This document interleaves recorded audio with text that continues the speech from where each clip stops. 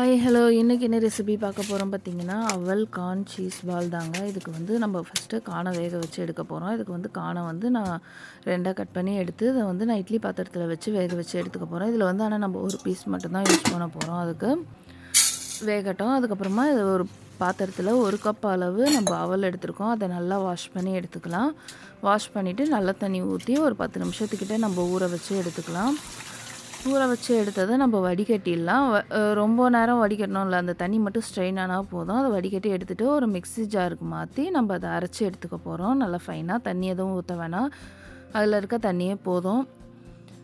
இது எல்லாத்தையும் ஒரு பாத்திரத்துக்கு மாற்றிட்டு இப்போ இதில் வந்து ரவை வந்து சேர்த்துக்கிறேன் 2 டேபிள் ஸ்பூன், கடலை மாவு 1 table spoon, chilli flakes oregano 1 spoon கிட்ட சேர்த்துருக்கேன்.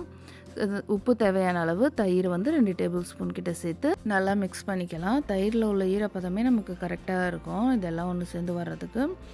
இது பண்ணிவிட்டு ஒரு 10 நிமிஷத்துக்கிட்ட ஊறட்டோங்க. அதுக்கப்புறம் இப்போ வந்து கார்ன் வேக வச்சுருந்தோம் இல்லையா, வெந்துடுச்சு. இதில் வந்து நம்ம கார்னை வந்து நம்ம இந்த மாதிரி கட் பண்ணி எடுத்துக்கலாம். கட் பண்ணதுக்கப்புறமா இப்போ வந்து நம்ம இதை ஒரு மிக்ஸி ஜாரில் சேர்த்து கொரன்னு அரைச்சி எடுத்துக்கலாம். இப்போ இதை ஒரு கிண்ணத்துக்கு நம்ம மாற்றிடலாம். மாற்றிட்டு நான் வந்து சீஸ் க்யூப்ஸ் எடுத்திருக்கேன். அதில் வந்து 2 க்யூப் மட்டும்தான் நான் எடுத்திருக்கேன். அதை வந்து துருவி சேர்த்துக்கலாம் நம்ம இப்போ அந்த கார்னோட சேர்த்துட்டு இதில் வந்து தேவையான அளவு உப்பு கொஞ்சமாக நம்ம சேர்த்துக்கலாம். இதை நல்லா மிக்ஸ் பண்ணிவிட்டு நம்ம என்ன பண்ண போகிறோம்னா, இதை வந்து சின்ன சின்ன பால்ஸாக நம்ம பிடிச்சி எடுத்து வச்சுக்க போகிறோம். அப்போ தான் நம்ம அந்த மாவில் ஸ்டஃப் பண்ணுறதுக்கு கொஞ்சம் ஈஸியாக இருக்கும் நமக்கு. இந்த மாதிரி என்ன சைஸில் வேணுமோ அதுக்கேற்ற மாதிரி சின்ன சின்னதாக நம்ம உருண்டை பிடிச்சி எடுத்து வச்சுக்க போகிறோம்.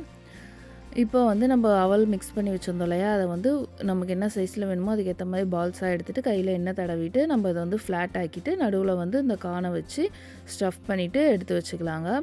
நான் இப்போ ஒரு பணியாரக்கல்லை சூடு பண்ணி வச்சுருக்கேன். அதில் எல்லாத்துலேயுமே ஒரு ஸ்பூன் கிட்ட எண்ணெய் விட்டு வச்சுருக்கேன். எண்ணெய் சூடானதுக்கப்புறமா நம்ம இந்த பால்ஸ் எல்லாத்தையுமே ஒன்று ஒன்றா சேர்த்துக்கலாம்.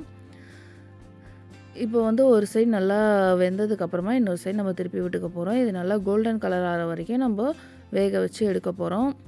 ஈவினிங் டைம் ஸ்நாக்ஸுக்கு ஒரு நல்ல சாய்ஸாக இருக்கும் இந்த அவல் கார்ன் சீஸ் பால்க். இப்போ வந்து 2 சைடும் நல்லா வெந்ததுக்கப்புறமா எடுத்துடலாங்க. அவ்வளோதாங்க, நம்மளோட ஸ்நாக்ஸ் ரெடி ஆகிடுச்சு. கண்டிப்பாக ட்ரை பண்ணி பாருங்கள். இது போல் நிறைய ரெசிபிஸ் பார்க்க என்னோடய சேனலை சப்ஸ்கிரைப் பண்ணி சப்போர்ட் பண்ணுங்கள். இது வரைக்கும் யாரும் சப்ஸ்கிரைப் பண்ணாமல் இருந்தீங்கன்னா கண்டிப்பாக சப்ஸ்கிரைப் பண்ணுங்கள். தேங்க்யூ ஃபார் வாட்சிங்.